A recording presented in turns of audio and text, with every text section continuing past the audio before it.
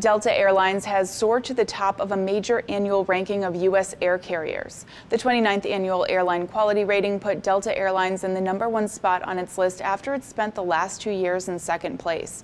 JetBlue came in at #2 this year, followed by Southwest Airlines and Alaska Airlines. Frontier Airlines sank to the bottom of the list, just behind American Airlines.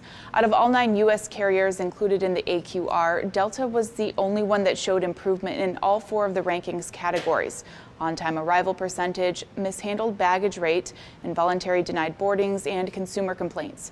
But the AQR says the industry as a whole is getting better. One of the rankings co-authors said in a statement, quote, "Consumers have demanded better, and the industry listened and improved." Shortly after the ranking was released, Delta's chief operating officer said the recognition is something really special for the airline, crediting the company's 80,000 employees for its success.